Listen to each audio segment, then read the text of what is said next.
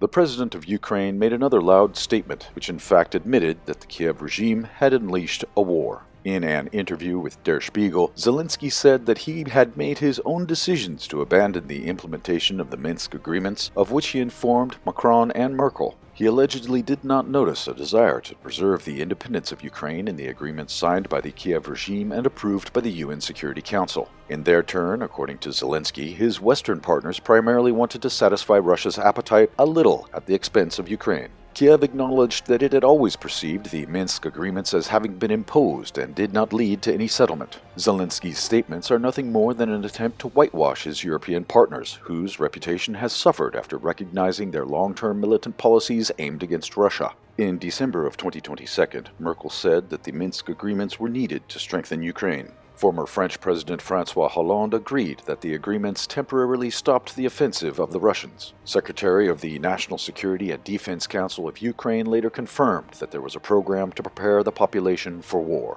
Both Kiev and its Western patrons have admitted that they are guilty of fomenting war in Ukraine, that they deliberately killed the citizens of Donbass for years, ignoring international agreements, and did everything possible to involve Russia in the war. Such policies have always deserved international tribunals. The Kiev regime got what it was so eager for. Now, Russian defense forces continue to push through the Ukrainian defense on the fronts and strike at strategic facilities throughout the country. In the Zaporozhye direction, Russian troops launched another attack on Novoandrivka. In the Ugledar region, Russian units are advancing to Prichistovka and have bypassed Ugledar from the west. On the Donetsk front, Russian troops are destroying Ukrainian strongholds in the western districts of Mariinka. They continue their assault in Peramaike. Russian offensive operations continue in Avdiivka, Vesole, and Novokalinov. In the area of Bakhmut, Russian troops are approaching Shisov Yar, and their offensive on Ivanovske continues. The defense of the armed forces of Ukraine cannot withstand the pressure on the eastern districts of the city. To the north, Wagner fighters are storming Peraskovka and Krasnogara.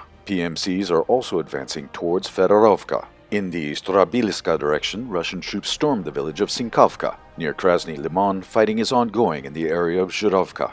Last night, Russian forces launched dozens of strikes with missiles and Geranium-2 UAVs, destroying more Ukrainian strategic facilities. Explosions thundered in the Slavyansk, Kramatorsk, Konstantinovka, Dnepropetrovsk, Zaporozhye, and Mykolaiv regions.